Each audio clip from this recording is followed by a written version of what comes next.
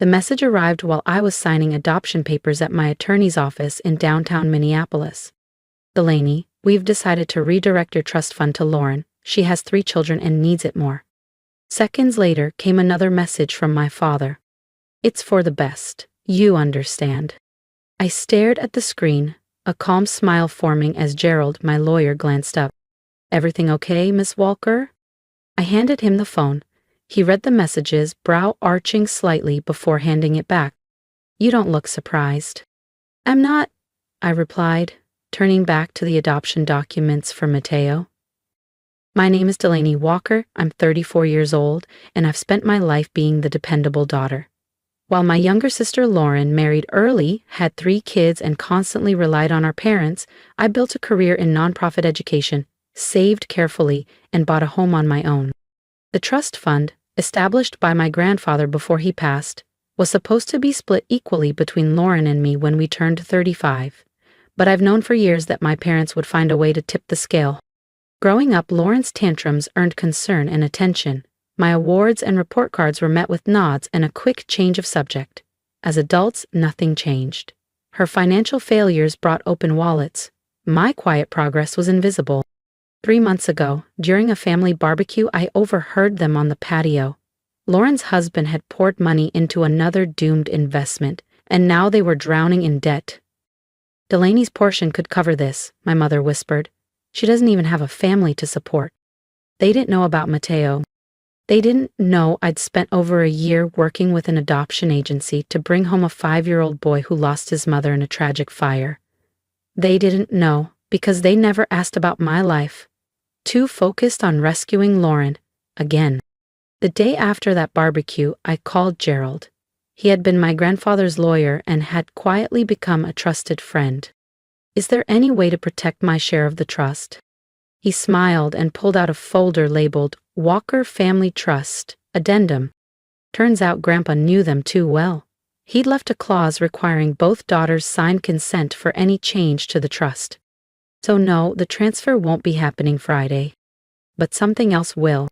Tomorrow morning, I pick up Mateo. His room is ready, filled with books, stuffed animals, and a nightlight shaped like a rocket. And while they chose to invest in chaos, I chose love, stability, and a future. I think Grandpa would have been proud. Your grandfather was a sharp man, Delaney, Gerald said, sliding the final documents into a folder. He added a clause that if anyone tried to alter the trust distribution without consent from both beneficiaries, the full amount would be released immediately to the original heirs. That same afternoon, I moved my portion, roughly $2,500,000, into a secure account.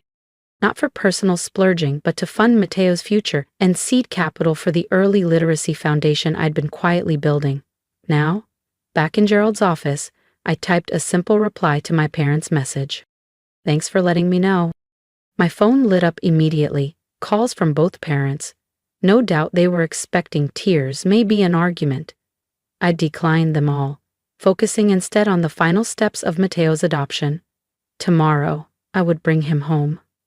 To a house built on love, structure, and security. Everything my grandfather intended for all his great-grandchildren, not just Lauren's. Should I notify them about the clause? Gerald asked as he tucked away the adoption file. Not yet, I said. Let them find out when they try to move the money. I smiled, glancing at the photo of Mateo on my phone. I've got more important things to focus on. As I left Gerald's office, my phone continued buzzing. Voicemails, texts, and now Lauren had joined in. Her messages were long-winded, justifying why she deserved the funds more because she had real children to support. My parents flipped between guilt trips and veiled demands. I drove home in silence, the calm kind. The kind that comes when you've stopped asking for permission. The kind that lets you paint a child's bedroom in shades of blue and orange because that's his favorite, and you're finally the one making the rules. Tomorrow, Mateo would finally have his forever home. And I would have the family I built on my terms. My parents had tried to use money to control me, but they were too late. I'd already built something priceless. Let them believe they'd won. Let them think I was still the silent daughter who always folded at the first sign of pressure. In less than 24 hours, they'd realize the quiet ones are the ones you should never underestimate. The next morning, as I was loading Mateo's welcome home backpack into the car, my doorbell rang. It was them, my mother in a pearl button coat, my father in his golf gear, both looking as flustered as they were polished. "Delaney, we need to talk," my mom said, stepping forward like she owned the house. I blocked the doorway, catching their glance as it landed on Mateo's suitcase near the door. "Going somewhere?" Dad asked, frowning. "Yes," I replied, checking my watch. "I have an important appointment in 20 minutes. "More important than family?" my mom said, voice dripping in practiced guilt. "Lauren's desperate. The kid's tuition is due, and Jason's latest venture collapsed." I looked her in the eyes. "So did your plan. If you believe in quiet strength, justice served with grace, and stories that turn the tables, don't forget to subscribe. Delaney's journey is just beginning, and what comes next will leave them speechless." Again, I added quietly. "What's that supposed to mean?" my father snapped. "Nothing," I replied, calmly, "but like I said, I have somewhere to be." I reached for my car keys, but my mother grabbed my arm. "There's something you're not telling us." Her eyes darted to the doorway, where Mateo's backpack and small rolling suitcase sat neatly by the wall. "Those look like children's luggage." She narrowed her eyes. "Delaney, what are you planning?" Before I could respond, my phone buzzed. Gerald's office. "I need to take this," I said, gently slipping my arm from her grip. "It's my lawyer." "Lawyer?" My father's face flushed. "Why the hell are you talking to lawyers?" I answered and put it on speaker purposefully. "Hi, Gerald. Just checking, am I still good to pick up Mateo at 10? "Yes, all set," he said cheerfully. "Adoption papers are finalized. He's very excited to meet his new mom." The silence from my parents was immediate and loud. They stood there, stunned, eyes flickering between me and the bags. "Adoption?" my mother whispered. "You're adopting a child? Without talking to us first?" "I'm 34, Mom," I said, picking up Mateo's backpack. "I don't need to consult you to start my family. My daughter is waiting." "Daughter?" my father echoed, voice breaking. "But what about the trust fund? We've already promised Lauren." "That's not really my concern," I said, stepping outside. "You made your decision about the money. I've made mine about what matters. You can't afford a child without that trust fund," my mother blurted. "You need to stop this right now." I paused and turned, letting the mask slip just a little. "You know what's wild? In all these years, neither of you asked about my salary, my plans, or my investments. You just assumed I had nothing because I don't broadcast everything like Lauren." They exchanged uncertain glances. "Well," my father began, "based on your salary, my salary as a senior child advocate, my investments, and the inheritance Grandpa left me directly in his will, outside the trust, have left me more than stable." Their mouths parted, but no words came. "Oh," I added, "you probably didn't notice that clause. Too busy helping Lauren burn through her half within the first year, I suppose." "But Lauren needs," my mother stammered. I cut her off with a steady look. "So do children without homes. I chose one of them." I walked to my car, and in the rearview mirror, I saw, for the first time, them left behind. "Lauren wants," I corrected. "There's a difference. And now, I really do need to go. Mateo's waiting."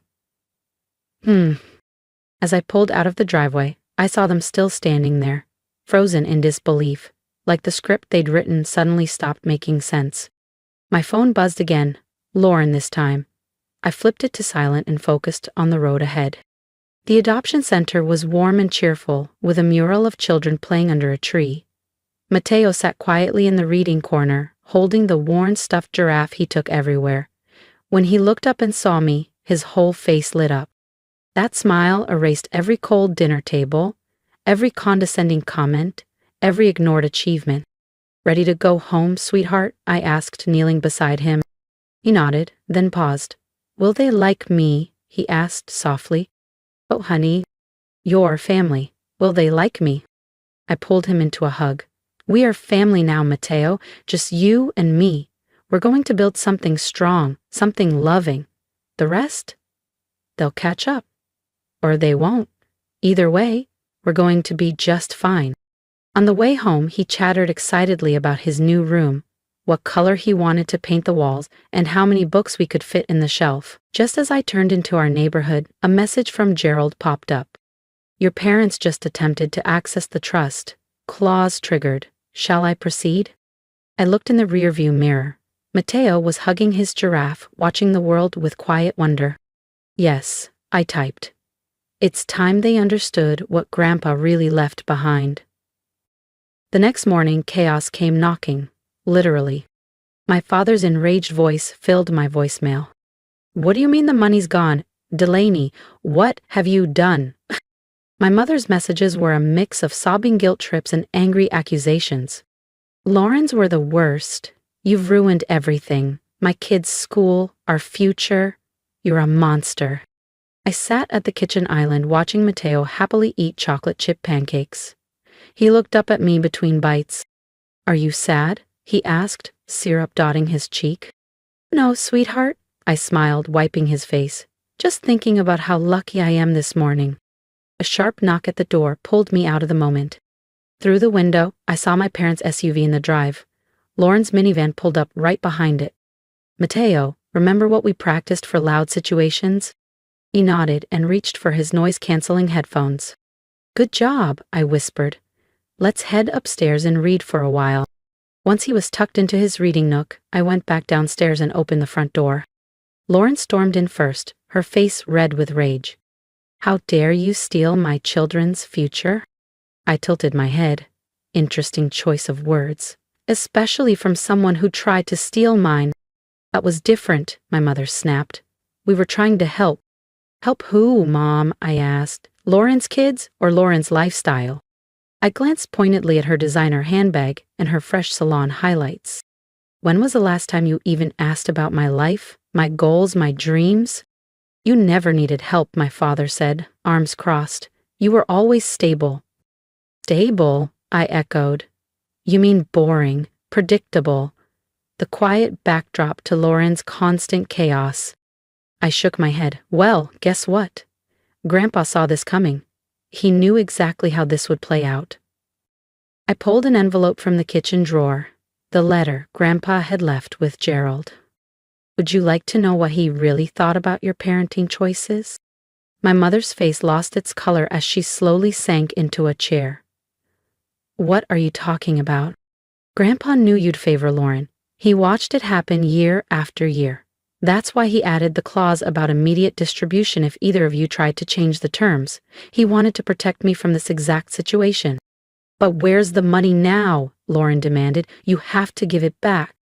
A soft voice came from the stairs. Mama, my book fell. We all turned. Mateo stood at the landing, headphones around his neck, hugging his giraffe. The room fell completely silent. My mother's eyes widened as she looked between him and me. Mama, she whispered. Yes, I said, walking over to scoop up Mateo's book. Everyone, meet Mateo. My son. You spent the trust fund on him? Lauren asked, eyes wide. No, I replied, turning calmly. I invested my portion into something much bigger. I took a deep breath. The Walker Children's Advocacy Center opens next month. It'll provide legal aid, mental health services, and safe housing for kids like Mateo, children who've been overlooked, underestimated, or worse. Just like Grandpa wanted. The trust fund wasn't just money to me, it was a mission, a responsibility, a way to carry forward his legacy. Not just to protect children, but to empower them. My father stared at the floor, silent. All this time, I continued, you thought I was just existing quietly. But I've been building something. Something that matters. While you clung to appearances, I chose purpose. But what about my kids? Lauren cried. Their tuition. What are we supposed to do? I looked at her gently. Maybe it's time they went to public school, I said. Like I did, maybe it's time they learned what it means to earn something, not just receive it. Mateo tugged my sleeve. Can we finish our story now? I smiled. Yes, sweetheart, let's go read. Can we finish our pancakes now? Mateo asked, tilting his head. Of course, sweetheart. I turned back to my family, still lingering near the front door. You're welcome to be part of our lives, part of something real, but it has to be on different terms. No more favoritism, no more guilt trips, no more treating me like the afterthought. My mother glanced at Mateo, then at me. Her expression softened, like something finally clicked. "As has your eyes," she whispered, that same quiet determination. "He has Grandpa's spirit," I said gently. "And just like Grandpa, I'll protect the people I love, fiercely." No one argued. One by one they left the house, subdued, carrying the weight of a truth they had refused to see for years. When the door closed behind them, I let out a quiet breath and walked back into the kitchen. "Are they mad?" Mateo asked, chewing thoughtfully. "They're learning," I replied, drizzling a little more syrup on his pancakes. "Sometimes people have to lose something to realize what they've taken for granted." That night, after I tucked Mateo into bed, surrounded by books, dinosaurs, and the soft glow of his rocket nightlight, I sat by the window, sipping tea. A message lit up my phone. "Mom, your grandfather would be proud. Maybe we could visit the advocacy center when it opens. I'd like to help, maybe read to the kids." I smiled, typing back. "Mateo would love that. He adores story time." Maybe this was the start of something new. Maybe healing didn't have to mean forgetting. Maybe growth looked like difficult conversations and second chances on different terms. I used to think revenge meant proving them wrong, but I've learned something far more powerful. The best revenge is building something better from the ashes, from the pain, from the past they tried to bury. Mateo and I, we've created a family rooted in love, respect, and resilience. And maybe, just maybe, there's still space for others to grow, too. Not as the people they were, but as who they're trying to become. But this time, the invitation is on our terms. And this time, we're the ones holding the pen. If Delaney's story resonated with you, I'd love to hear from you. Leave a comment, share your thoughts, your support, or even a moment when you had to stand your ground. Your voice matters. Every message reminds me that I'm not alone in choosing the harder path to build something meaningful. And if you haven't yet, hit that subscribe button. This journey isn't just mine, it's ours. If I've learned anything, it's this. Silence isn't peace, and kindness doesn't mean surrender. Don't let others define your worth. Build your own story, and when they underestimate you, let your actions speak louder than their doubts.